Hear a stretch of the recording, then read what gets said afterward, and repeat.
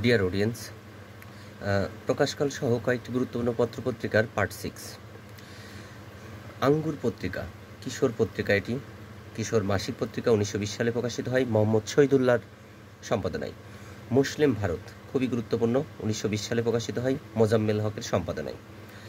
নবযুগ দৈনিক 1920 সালে প্রকাশিত হয় কাজী নজরুল ইসলাম ও মোজাফফর আহমেদ সম্পাদনায়। দৈনিক সেবক পত্রিকাটি 1921 সালে প্রকাশিত হয় মোহাম্মদ আকরাম খাঁর সম্পাদনায়। ধূমকেতু 1922 সালে কাজী নজরুল ইসলামের সম্পাদনায় প্রকাশিত হয়। কল্লোল পত্রিকাটি 1923 সালে দীনেশ রঞ্জন দাসের সম্পাদনায় প্রকাশিত হয়। সাম্যবাদী 1923 মোহাম্মদ ওয়াজেদ আলীর সম্পাদনায় প্রকাশিত হয়। যুগবাণী 1924 মকবুল হোসেন চৌধুরীর সম্পাদনায় প্রকাশিত হয়। নাঙল 1925 প্রধান পরিচালক কাজী নজরুল ইসলাম এবং সম্পাদক ছিলেন মণিভূষণ মুখোপাধ্যায়, প্রথম সম্পাদক। কালী কলম প্রেমেন্দ্র মিত্র 1926 সালে প্রকাশিত হয়।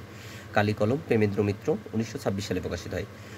গণবাণী 1926 সালে মুজাফফর আহমেদ কমরেডের সম্পাদনায় প্রকাশিত হয়। দৈনিক সুলতান সুলতান 1926 সালে মনিরুজ্জামান ইসলামাবাদী তার সম্পাদনায় প্রকাশিত হয়। প্রগতি যে পত্রিকাটি 1927 সালে বুদ্ধদেব বসু ও অজিত দত্তের সম্পাদনায় প্রকাশিত হয়।